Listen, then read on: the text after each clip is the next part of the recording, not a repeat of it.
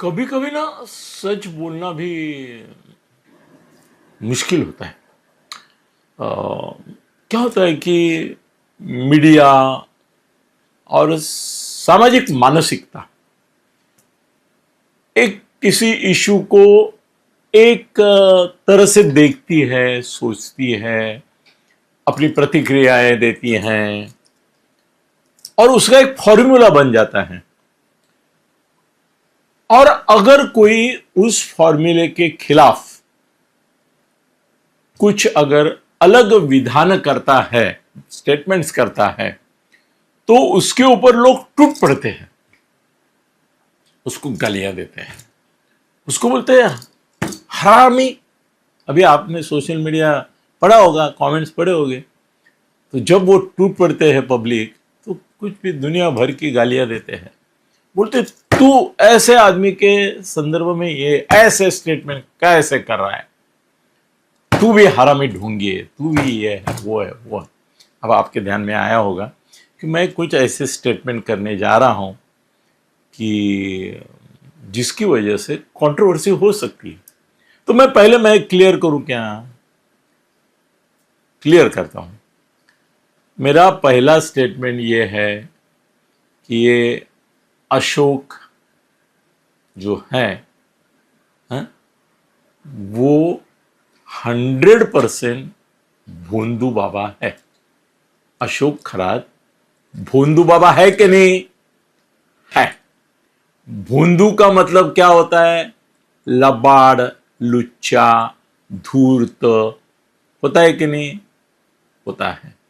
लोगों को चुत्तिया बनाने का धंधा उसने किया कि नहीं किया?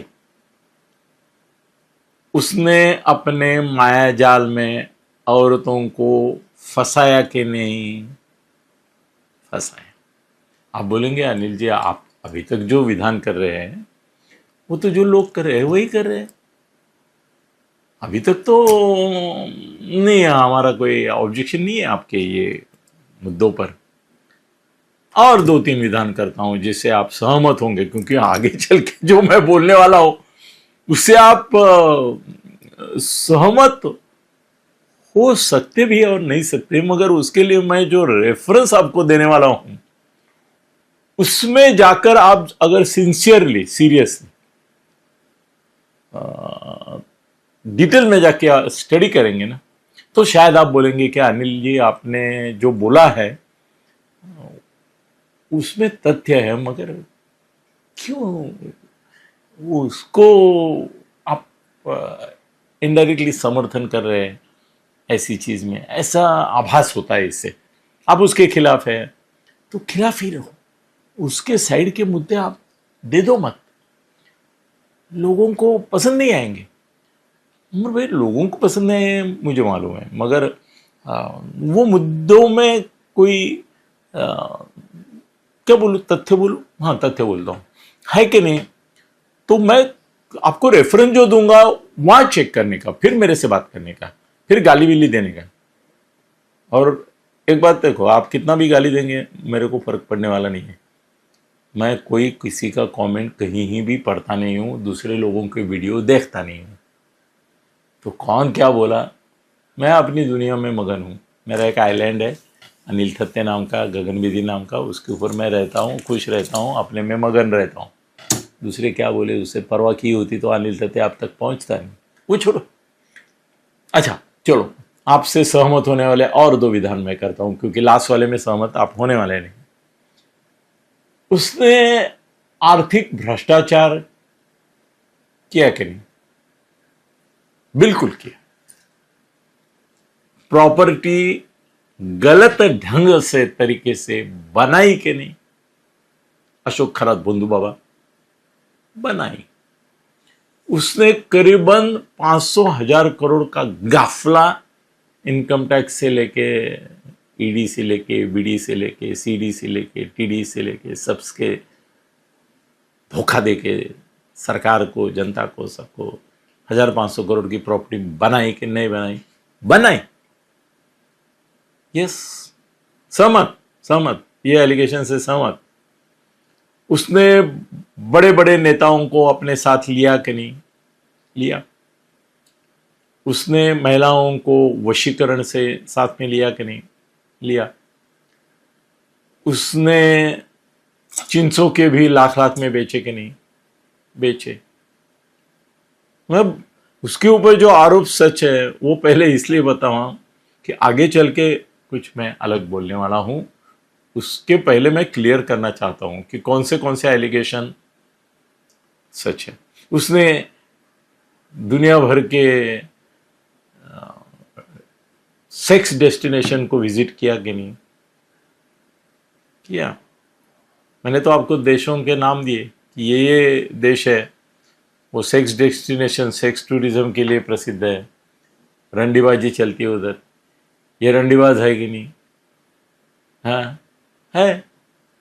वो ऐसे देशों में गया है दूसरे से पैसे से, कोई फर्नीचर वाला वगैरह क्या आया है, वो उनको पटाखे चुतिया बना के दुनिया भर की लड़कियां ठोक के आया कि नहीं? तो आया है।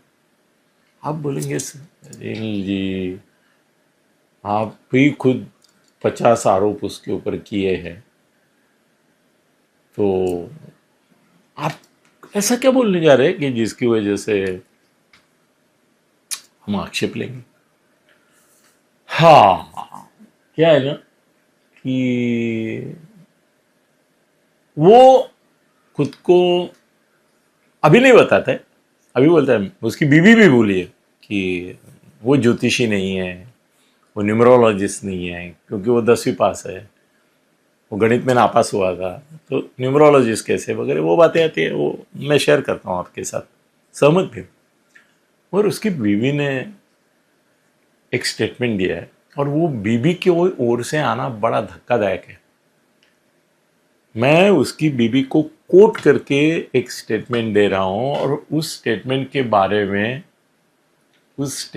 बारे में गूगल क्या कहता है, गूगल क्या कहता है, गूगल क्या कहता है,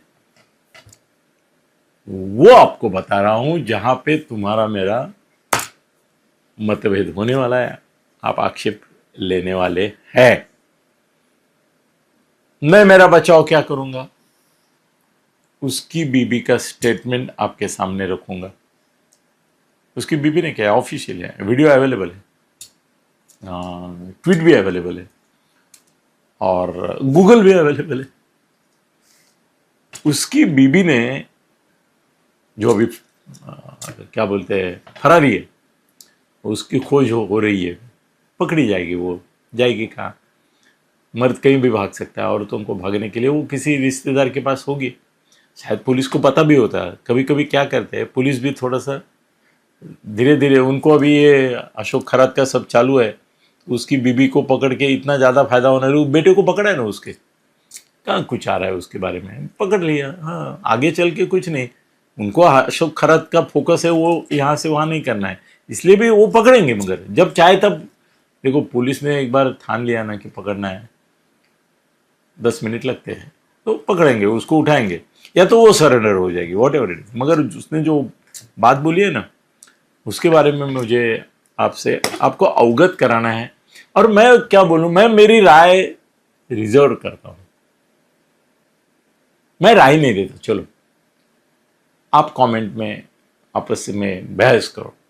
उसकी बीबी ने बोला है कि वो मांत्रिक थे, तांत्रिक थे। तांत्रिक पूजा में, जिसको शक्ति पूजा कही जाती है, तांत्रिक पूजा में योनि पूजा, लिंग पूजा को महत्व होता है, और संभोग ये तंत्र साधना का ही एक हिस्सा है। इसलिए वो औरतों के साथ संभोग करते थे, क्योंकि वो अघोरी विद्या, शक्ति विद्या, तांत्रिक विद्या का एक भाग है। ये किसने बोला? उसकी बीवी ने बोला, और समर्थन किया अपने हस्बैंड ने। हजारों औरतों से जो संभोग किया उसका समर्थन किया उसने। अब गूगल पे जाके मैंने गूगल को पूछा क्या ये सही है कि तांत्रिक विद्या का एक भाग संभोग है औरतों से, तो गूगल ने जवाब दिया है कि तांत्रिक साधना के कई पूजा विधि ऐसे होते हैं जिसमें संभोग एक हिस्सा होता है। मैं यहाँ आज रुक रहा हूँ, और तफसील मैं कल आपसे डिस्कस करूँगा। गूगल पे जाइए, ये पढ़िए, उसकी बीबी का पढ़िए, फिर आपके कमेंट्स में आप आपकी राय दी दीजिए। धन्यवाद।